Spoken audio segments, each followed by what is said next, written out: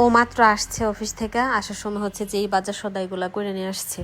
ঘরে তেমন কোনো সবজি টবজি ছিল না, অল্প একটু মিষ্টি কুমড়া, অল্প কয়েকটা ডাটা আছে, অল্প কয়েকটা আলু, মানে অল্প, খুবই অল্প অল্প, আর এছাড়া ওরকম কোনো সবজি টবজি নাই। তো পরে আমি ওরে মেসেজ দিয়ে দিয়েছিলাম যে আসার সময় কিছু সবজি টবজি নিয়ে আইসো। তো এই যে মাত্র আসলো, এখানে হচ্ছে কাঠবাদাম নিয়ে আসছে, কিশমিশ নিয়ে আসছে, এগুলো শেষ হয়ে গেছিলো। তো এগুলো শেষ হয়েছে প্রায় এক সপ্তাহের মতো হয়েছে। কাজু বাদামটা পাইতেছে না, আমরা যে দোকান থেকে নিয়ে আসি এই দোকানটাতে কাজু বাদাম নাই। তো পরে কাঠবাদাম আর কিশমিশ নিয়ে আসছে, আর সাগর কলা নিয়ে আসছে, এখানে আলু নিয়ে আসছে, তারপর হচ্ছে যে করলা নিয়ে আসছে, ঝিঙা নিয়ে আসছে, আর হচ্ছে যে কচুমুখী নিয়ে আসছে। এইগুলো আর কি আজকের বাজার সদাই।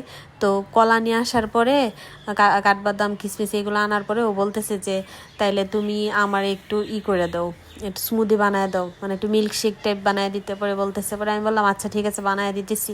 আর এদিকে আমি রান্না করব, খাসির মাংস বের করে রাখছি, আর হচ্ছে যে পাঙ্গাস মাছ রান্না করব, পাঙ্গাস মাছও বের করে রাখছি।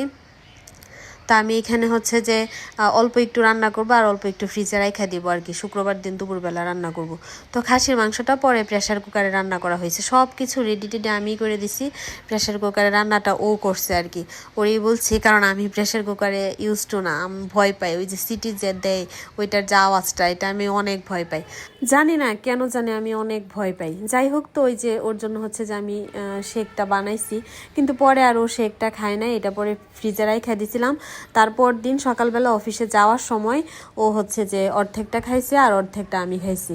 তো এখন আমরা ভাত খাবো, ভাতটা তো আমি রেডি করলাম, ডাইনিং টেবিলে সব নিয়ে আসলাম।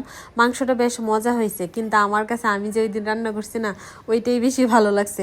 ও যেটা রান্না করছে এইটাও মজা হয়েছে, কিন্তু ওই দিন এটা বেশি মজা হয়েছিল আর কি।